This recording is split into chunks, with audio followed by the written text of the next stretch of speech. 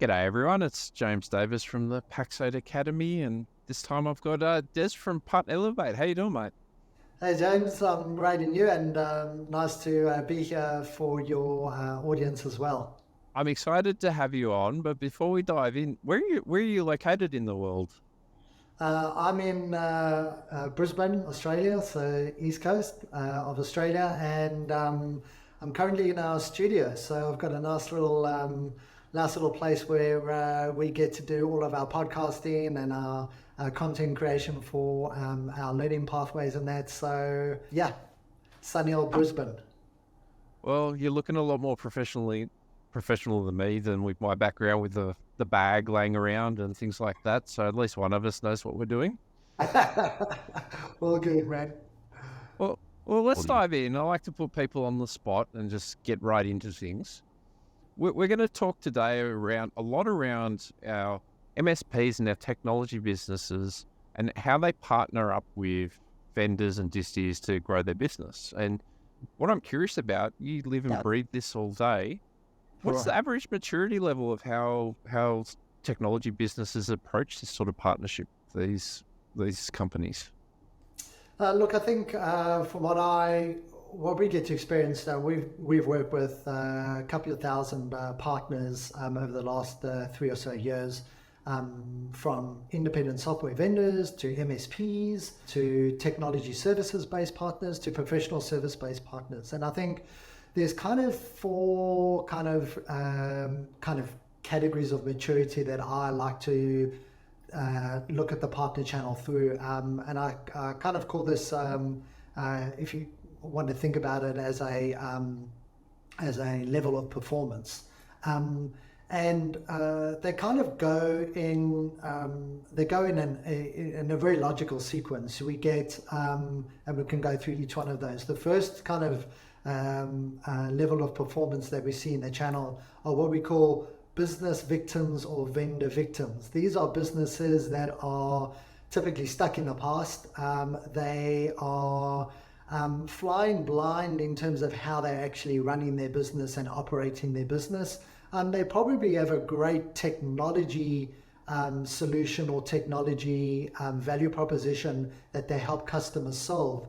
But in reality, they haven't really moved their business or moved the structure of their business or the operation of their business further.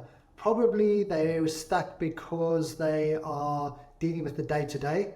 They're probably stuck because they are just trying to get ahead with a few customers, and that's okay. But businesses that realize that they're in this particular red zone, let's call it the red zone, and they start to realize that there's something that needs to be done to kind of move their business forward when it comes to working with vendors in the space.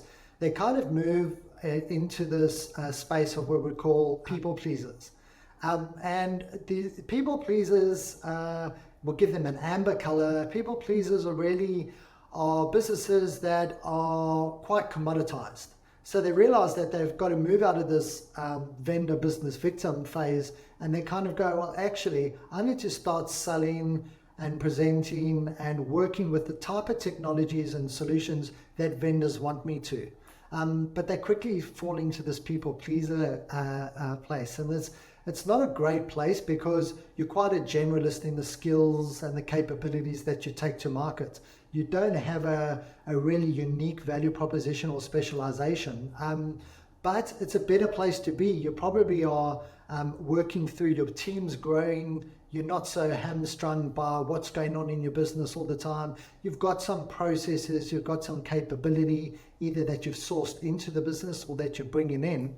And then people break through this people pleaser by understanding that there's a broader game to play. They understand that there's a bigger game to play. They know that vendors are there to help them grow. And they know that vendors and distributors also have specific capabilities that they are looking to unlock in particular partners. And then, well, unfortunately, they fall into, let's call it the light green zone, which is the good enough zone. Their businesses is growing, their team's growing, they're starting to build new capability, maybe building a leadership team, maybe building an operation and delivery team.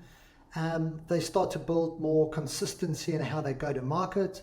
Their unique value proposition is more defined. But a lot of businesses get stuck in this zone, and it's this good enough zone, which is like, I'm okay. Like, I'm making money, I'm quite profitable. Why do I need to change? And that's not a great, it's a better place to be in, but it's still not the best place to be in, because we've all either got a vision of taking this business somewhere, or vision of exiting, maybe acquiring or growing further.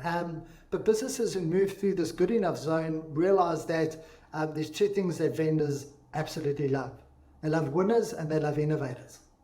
And when you start to realize this from a business point of view, your business starts to look a little bit different. You're quite decisive in the action that you take in your business. You've got quite a lot of predictability and control around how you run your business. And importantly, you're, in terms of the relevance that you have with your market, you're seen as a differentiated leader, almost a differentiated segment leader. And I call these elite players. So if you get to kind of take these four kind of zones, we can look at any channel, at any partner, any MSP, any services partner, and you would be able to put yourself in one of those four particular areas. I've loved how you framed that those sort of areas up and where they sit. And as you were talking through, I'm just imagining this pyramid that's getting smaller and smaller up as we go, because I'm out in the industry, and I said there's not that many elite players out there. There's probably not even that many good in that good sort of section where they're comfortable. Majority is sitting right at the bottom, that business victim and vendor victim, and the next level up. And the people pleasers, yeah. People pleasers, yeah. I thought that was an awesome terminology for that. And as people are probably sitting there thinking about where do I sit, what sprung to me that we're probably making all these assumptions. We're talking about partnership. What do you think partnership actually means in this context? Well, I think the partnership in this particular context, when we think about the ecosystem of channel partners, and then we think about the vendors, really as a channel partner, the partnership you're looking for from a vendor is really you're looking for a partnership to help you grow. You're looking for, and believe it or not, a lot of partners don't feel that vendors' role is to actually help them grow, but that is the actual role. Their role is to help you grow. But here's the challenge. The challenge is, in this partnership, it's not a one-to-one. It's a one-to-many. The vendor is dealing with, or distributor is dealing with hundreds, tens, thousands of partners, and you are also dealing, as a partner, you are dealing with 1 to 10 or even more vendors as well. So it's not a one-to-one relationship. And what that means is you need to, in your partnership, you need to be able to stand out. You need to be able to be what we call an investable partner. And an investable partner is a partner that is differentiated, is a partner that doesn't settle for a transactional relationship with their vendor. But to do that, you've got to do some work. And when you think about the work that needs to be done, it's not about, in the partnership sense, it's not about being the partner that shouts the loudest. It's not being the partner that turns up in every single area or every single event. Those do help, but those are more sugar hits.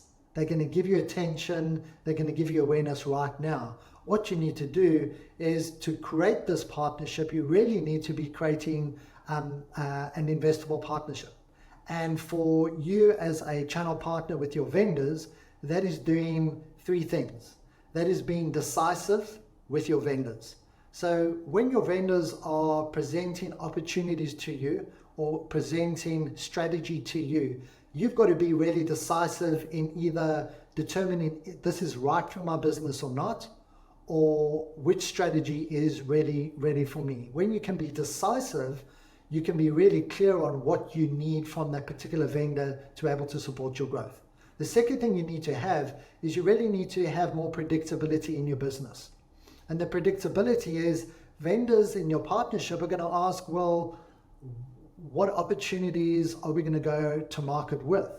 What technical skills do you have? What technical skills do you need? How are we going to go and create demand in our particular market? What help do you actually need from me? Do you need technical skills training? Do you need go-to-market training? Or do you need all of the above? So when you have more control in this predictability in your business, you then can be more relevant to your vendor, which is the third piece, which is relevance, which is, are you aligned to where they are looking to prioritize? Customers, market segment, and technology. And for partners, this partnership is about you showing up differently. And it isn't really about you speaking to a partner manager all the time. You've got to think a little bit differently, and you're quite capable of thinking differently in terms of how you show up using those particular frames. I think that's an amazing way to frame it up. And there's obviously, you live and breathe this stuff. But as you were talking through it, I was just thinking back to things that I used to do, things I see partners do all the time. And I think just the fact that it's probably a good idea to point out there's a reason why vendors and distis call clients partners, because now I'm in the distributor side. I can see why it is. We're trying to actually build a relationship and help that partner grow, because if they grow, we make more money. Like it's a pretty straightforward business proposition from vendors and distis, and we don't need to dance around it. But I think from a MSP owner perspective, an ISV owner perspective, that's not how we really engage with our clients. We've got relationships. We don't have partnerships.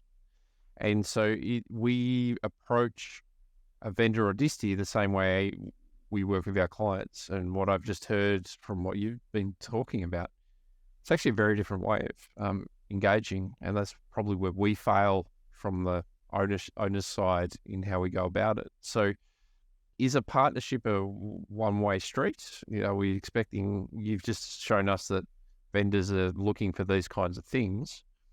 What should we be looking for from a business owner perspective from the vendor in how they're doing their partnership side?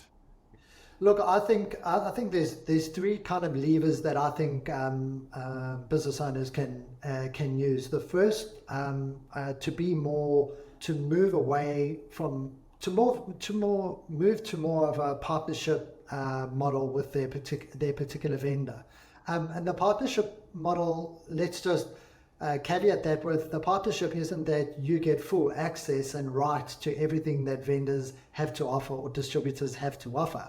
So the first thing is, I think partners need to move from mystery to how vendors and their distributors work to method. They need a method. And when I say moving from mystery to method, it's like, okay, I know I'm working with, let's say, Microsoft. I know the way Microsoft make money, they need me to sell their stuff. But the reality is, moving from mystery to method is about knowing the game. And knowing the game has three key components that partners can look at. One, there's an economic component. The vendors that you're working with, what is the economic requirement that the vendor is being KPI'd on, or the vendor's looking for?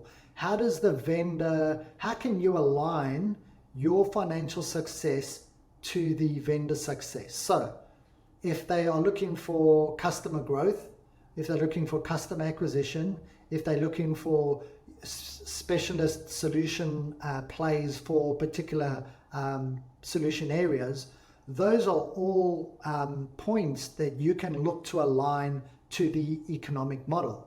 If the economic model is, we're going to measure you on consume revenue, well then in your business, what are you doing to align to that economic model? Do you just sell transactionally? Do you have a grow strategy with your clients, that you're growing consumption of either compute or technology or data or services. Those are really quick things that you can just quickly align. We call that having a scorecard insight system, which is really having your own scorecard for how you actually align back to the particular vendor. So that's one of the accelerators that I think are really clear, because when you can talk that language, you now have relevance. Remember, what I'm saying is not that you align to what the vendor wants, you align your business to how the vendor wants to see you talk about that particular business. So that's one quick way to get attention and get value. The other piece is really the second lever is what we call moving from sort of off blueprint to on blueprint. And this is about having a winning playbook. And moving off blueprint to on blueprint comes down to your alignment. You're a services business, you're an MSP, there's different technologies, there's different capabilities that you have in-house. Yes, you have customers that are broad, but you might provide a broad service. The way vendors look is, what is that alignment you have to a specific skill set that they want to prioritize?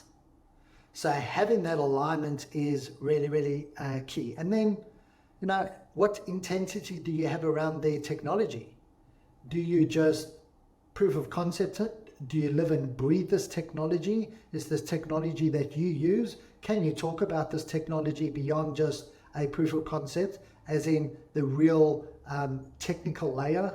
And then secondly is, do you have a way to take your skills and your IP and put that into market? Because that is a value creation for the vendor, for their customer. Vendors are looking for partners to add more value to their customers. They're not looking for partners to sell the SKU. It's the value add, because that creates retention and that creates obviously consumption as well. So know the game, use economics, have a winning playbook, get back on blueprint with where the vendor is focused, and then you need to make money. You need an economic engine. So you need to go from a generalist to a specialist. And we call this having more, get focused, have a focus and a uniqueness that you can take to market. What's your specialized niche? Can you articulate that to the vendor? Because I do everything from the tin to the application or the endpoint or whatever you want to use, doesn't kind of help articulate to where you are specialized in that for the particular vendor. So if you know the game, you can move from mystery to method. So you have a way to talk and align to your partner, your vendor. If you can move back to a playbook, get back on blueprint. You can do a lot of things, but what are the things that your vendors really care about? And then being able to articulate your uniqueness, your specialization, that is how you add value to that existing customer.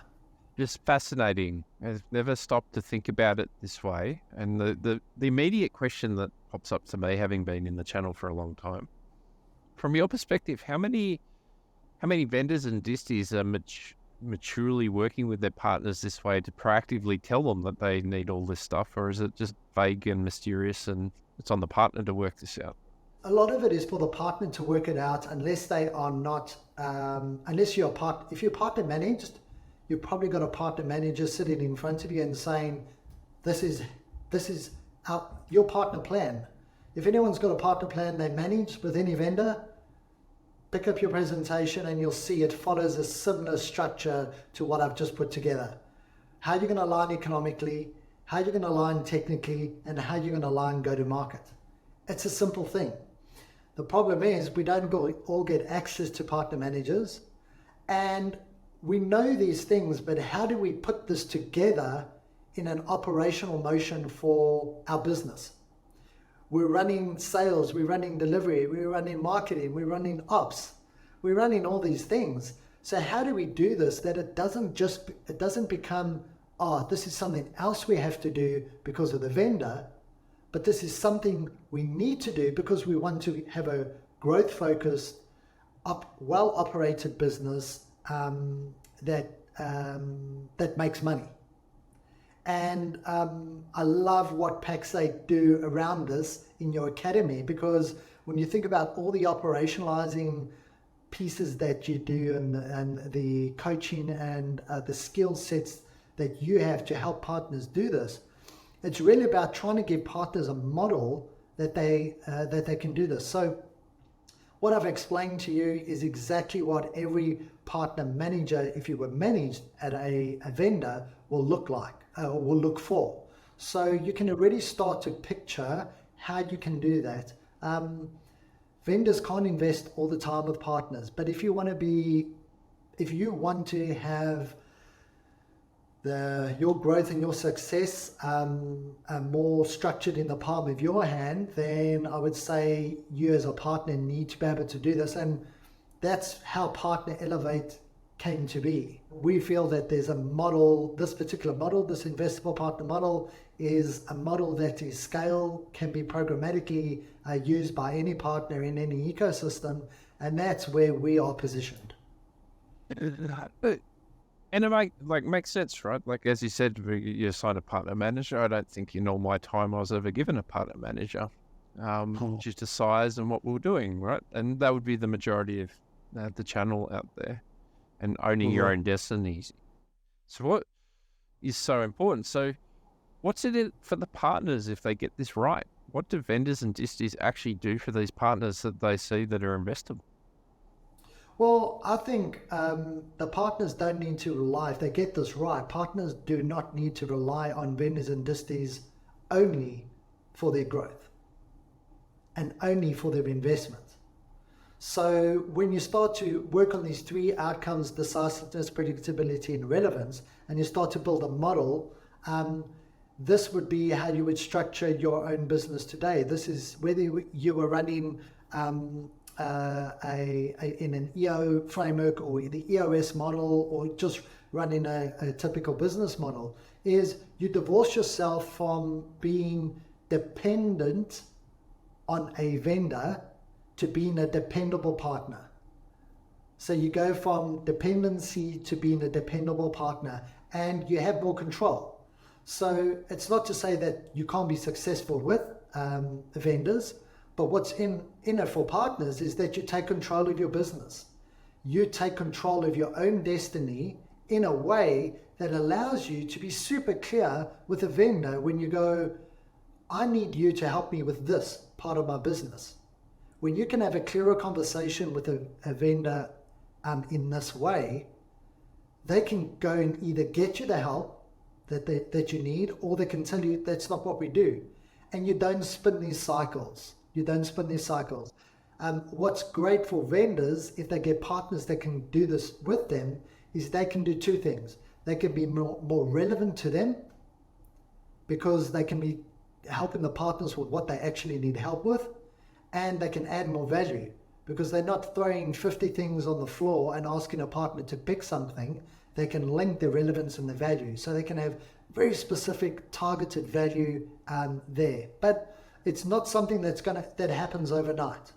This is a investment that partners need to make in their business, and no partners make investments in their business all the time. But you really need a structure, and you really need a plan to make this happen as well. Yeah, and if you tie it to your point around like you're developing a more mature approach about your business, it's usually a 3 to 5 year transformation to get onto the higher end of that maturity scale as you go through this journey. And that requires that consistency and that purpose behind it. And I think that people pleaser stage that you mentioned before, and the sort of, you're a bit more friendly about it, but where you get a bit more complacent, you might be successfully complacent, but once you start getting in a bit of that cruise mode, it's typically because you don't have a longer term purpose for what you're driving to, and you won't have the clarity from that. And what I'm taking away from this conversation is I'm learning a lot, and I hope people listening along are too. If we're having our destiny in our control, it helps us make clearer decisions as well. And I think I'm bringing it back to the partner of, let's be selfish talking to much larger organizations, until we're at a certain level, we're always going to be a number on a page. But that clarity there, it takes it out of the features and functions of the technology where most of us default to. So at the moment, what I tend to see in the channel is we all just chase shiny stuff, and we're chasing the new technology. Our relationship with the vendor isn't that great, because you're never going to have a relationship with a vendor. It's multiple people. They're much larger. And so we make emotional decisions, where what you were just describing then is it's giving you clarity for your decision making. You're playing a longer game. You're playing that planned approach of how you're engaging and how you're making decisions on where your business is heading. Well, and I can see just that immediately flipping and working well with the vendors and the disties. And what I'm curious from your perspective is something that I've noticed with a lot of people, and I've noticed it more now I'm in the distributor side doing what I'm doing. People seem to be far too guarded with vendors and disties, and they're not transparent of what they're trying to achieve and how many clients they've got and all of this kind of stuff. Why do you think that is, and how does that impact you and your partnership with the vendor? Why don't they? I think that the majority of partners don't have a handle on how their business is actually doing, in the sense that we call this predictable control, which is faultless execution. So how's my business running? How is my business running? What are the key metrics I'm looking at in my business to know that my business is moving forward and I'm moving forward towards where I need to be? So a lot of the time, I just don't think partners in the channel, the majority of partners, have a hold enough on. They're flying blind a lot of the time, and there's many causes. I say this with the utmost respect, because I've owned my own channel partner business. I've been there. You're spinning 120 odd plates in the air all the time, and you're going, okay, what's flowing? What's going to fall? But they're not guarded, because they do come across guarded when we go, well, who are your clients? Vendors say, okay, what's the clients? How many clients have you got?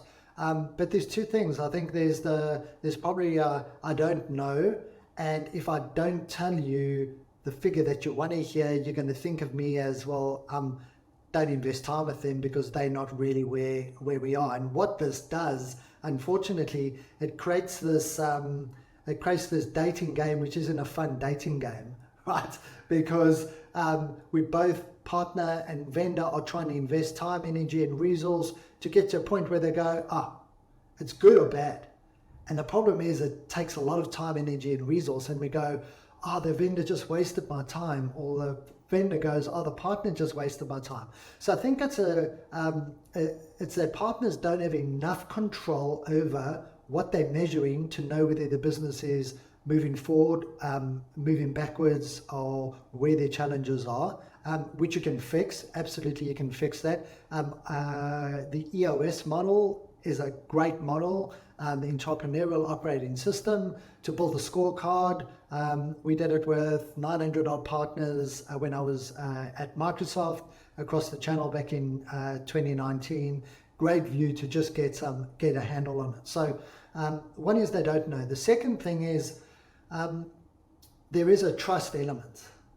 There is a trust element. So if all my trust is in if I see the vendor as, you are absolutely 100% I'm dependent on you to help grow my business, I need a bit of trust in order for me to give you some things that I know, or actually, are you going to share this with someone else or not? And I think that trust is something that needs to be that probably needs to be come from both sides. Vendors are looking to the shortest path to revenue. Okay, partners are looking for the shortest path to growth. So there is a bit of a dichotomy there. So I would go, get your handle on your numbers, be super clear on what it is you need to be measuring in your business. And vendors will want to know how many customers, not how many customers have you got really, how many customers have you acquired in the past 12 months? What net new customers have you brought on? What customers have you grown? You know, have you started them on one SKU and then upsold them to another? And what other SKUs or subscriptions can you sell, have you sold to your particular client? Those kinds of things are what vendors want to know. And it does, I agree with you, it probably does create this like guarded, like I'm not going to show you and till you show me mine kind of thing. I go, be decisive. Be decisive. This is what it looks like. This is where we focus. This is what we need. And this is where we think you can help us. And it makes it so clear, like as you have that guarded approach, you start from an adversarial mindset from both sides immediately. It takes a lot to get over that, if at all. And fair enough. Like you said, the vendor Disti side, well, you've wasted my time. I'll get burnt out with dealing with people like you. The other flip side is partners have been burnt in the past where a vendor's gone direct and tried to flog their clients and all of this kind of stuff. It's the whole industry needs to sort of reshape itself to build sort of a baseline trust level again. But the current reality is you've got to worry about yourself. So you need to be, like you said, decisive. As you were talking about that word was reverberating around in my head, because you just say what you want. Because we all know the vendors and disties and the partner managers, the salespeople, they don't know how your business operates. No. They've got no idea. They've got no appreciation for it. And they can't, can they? Yeah. And when you be decisive in a way that is going to be clear, create clarity, but also create a connection. So if I'm decisive I can be decisive, but I can be completely off blueprint. So like I need to go sell endpoint security to my customers. The vendor I'm talking to could be like, well, that's not what we're focused on. We're focused on this type of capability being sold around security. So you've got to know that vendor economic model. And I think that is, it's all connected. It is all connected, and it's a conversation. It's a conversational piece where they all are tied. They all are tied together. Yeah. It is. I keep coming back time and time again to what you've been saying. We need to be responsible for our own destiny, and not being dependent on others, and not being a victim of what others are choosing to do. We need to know where we're heading and communicate that. If you don't communicate it, no one can help you. No one knows what you're thinking and what you want. Yeah. No, it's that the awareness. Do I have awareness of these things? When I've got awareness, I can do something about it. But you've got to be able to do something about it. So you've got to be able to, if that's what you need, if that's what you really need from vendors, then you've got to be able to position and talk in that particular bubble. I'll give you a classic example. If you're a Microsoft partner and you're thinking about co-selling with Microsoft, and you're not talking about today, or you're not thinking about how do you, when you talk to Microsoft in a co-sell scenario, how do you talk about the Microsoft customer engagement methodology, MCM? If you can't talk in that language, which is 5 steps or 5 phases for how Microsoft and their sellers work with customers, if you can't talk in that 5 phases, you lose relevance with the co-sell team that you're talking to. Now, this isn't that you're going to change your delivery methodology, but it's how you communicate your value to your vendor in terms of how you work with them. Because think about it this way. They're going to be working with a customer. They are internally using this MSAM process. Now, when you start to talk that language, you now automatically have their mind share and attention. Okay? You might not have the solution, but you are now That's how more investable can you be when you're talking that same language. Now, it's not to say that vendor, you need to do this with every single vendor, but there's vendors you've got to bet on that are going to help you grow because of your skills, your capability, and your customers, and you've got to build your language model around that. So, and that sort of feeds back to what you were saying earlier. And when you're building out your business plan, like one thing that I see very few people have in their business plan are what are their key partnerships? Who are their key vendors that they need to work with and why? And how are they going to leverage that? It doesn't even come into the thought process that they need to be thinking about this kind of stuff, because we're just treating it as a transactional relationship. And I'm keen to hear a bit more, like the people that do get this right, apart from they've got better controlled business, they're controlling their own destinies. What do the vendors and disties actually do with them once they're at this level and they're working in that sort of partnership? What are the benefits of actually doing it? well, I think they view them as a go-to solution partner. So naturally, there are going to be a lot of opportunities that are going to show up for you when you reach that partner status. Yes, you might be a solution. You might have a competency that partner program cares about, and that might do it. And I've spoken to a lot of our customers lately, and yeah, unfortunately, some of the competency program changes across different vendors aren't translating into this prioritization and that. So again, if they're not translating into the prioritization, if you don't have control of your own destiny, then you're not going to be dependable. You're going to be dependent. So I really think that for the majority of partners, yes, when you've got your competency status or your status within their partner program, it's a ticket to play. It's not the playbook. You need your own playbook, right? You're definitely going to be co-sell, like Marketplace. What we know, Microsoft, you want to co-sell, you've got to go to Marketplace, you've got to have an offer in the Marketplace. If you've got an offer in the Marketplace, you know that Microsoft sellers, as an example, are going to get, this will work with our AWS customers as well, they're going to get more recognition around ACR and all of that. So that's part of the economic model that I spoke about earlier. But at the end of the day, I really think that this destiny that partners have is really got to be being a dependable partner, as opposed to a partner that is dependent on a particular vendor. And two things that vendors will look for, or how they look at their partners, I think, two simple things.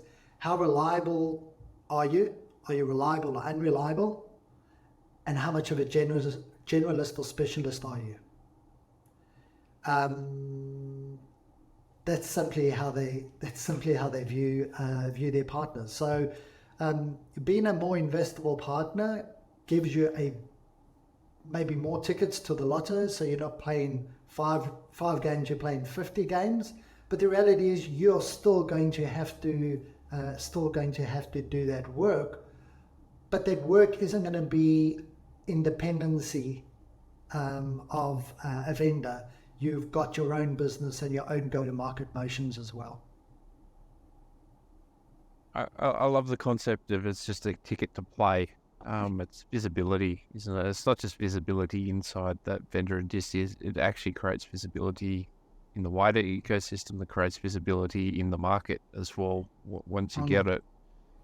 And I experienced owning a Microsoft partner business in the early 2000s and kind of building out the game plan and getting to win Partner of the Year in one of the categories when they used to still have local partner conferences. Microsoft partner conferences are great, but 2 years later, we weren't the Partner of the Year, and we were definitely not. There were a bunch of partners that their relevance and value were a lot higher, and we were still stuck in we'd branched our business into a product business, from a services to a product business, but everyone was talking about BPOS those days. We were nowhere near BPOS.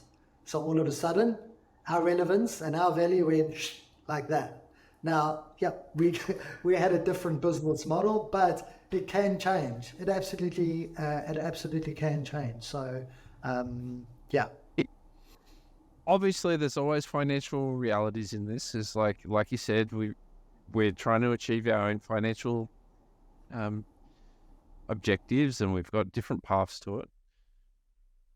Is it always the biggest partners that are the most investable? Are they always the ones that get the most attention?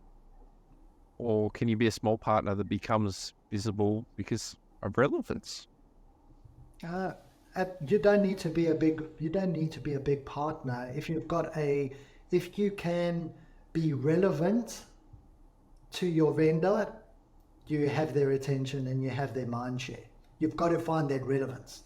So yes, the segment that you play in is different. So your ability to execute in a enterprise customer is obviously going to come down to your capabilities to execute in that particular segment. But relevance should always be tied to that particular segment. I've seen many partners punch way above their weight. Yes, they have a unique skill set. They maybe have a better specialized niche. They're more aligned. They have more of a winning playbook alignment or blueprint alignment to where the focus is. And this is always going to change in the vendors. If you know, so it's like now, if you aren't talking about AI and what you're doing around AI for enterprise customers, then the reality is that no one's going to be wanting to talk to you. But as a business, you can't flip and flop like this just for attention, because you can get the attention, but your time is about turning that time, energy, and resource into an economic benefit as a partner. How much time do I give to a vendor? How much resources can I get from them? And how much energy does it take me to spend with them? If I can't turn that into an economic benefit for me, then you're never going to get ahead. You're never going to get ahead. So you need a method. Like, I'm engaging with this vendor around this go-to-market because I want to connect this to my customers, my go-to-market, which actually is this quarter, we need 5 new customers for our security service. And that to me is a revenue generating activity. Now, Decisiveness again. Yeah. It's Yeah. You got the language also. You've sucked me into it. You've sold me. Right? We could talk hours and hours and hours about this sort of stuff. And you've given us so many nuggets of wisdom. What's the key takeaway that you want people to walk away from this session, and where should they get started? What should they do next if they're lingering at the bottom and they're being a victim? I think what I'd love people to just take away from the session is have awareness.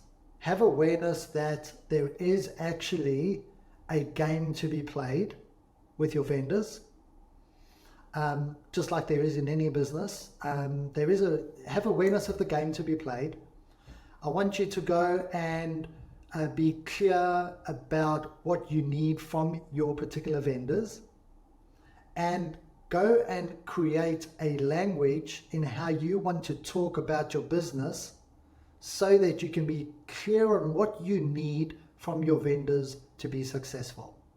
A conversation with a partner salesperson or someone in one of your vendor teams, which is, I need help to go and sell X to my customers, or I need help to understand how I can use this in my customer base, is the kind of conversation that leads to action, which leads to more relevance for your vendors. So I would go, just take everything we've said today and use this as awareness, and then go and you can even, if you replay this, you can draw the model on a piece of paper as well, or you can direct message me on LinkedIn and I'll give you a model that you can use to kind of go through each one of these pieces. So what I would do is use this as awareness and take some action. You've got to take some action around it. And how you can do that, next steps, is you can either DM me on LinkedIn. You can visit partnerelevate.com and you will see there's a couple of ebooks there. There's a ebook around, if you're a Microsoft partner, there's an ebook on how to be an investable partner with Microsoft. And in our blog section, there's 9 different resources that you can use right now to go and download and work on some of the areas of your business that we've spoken about today. It's awesome.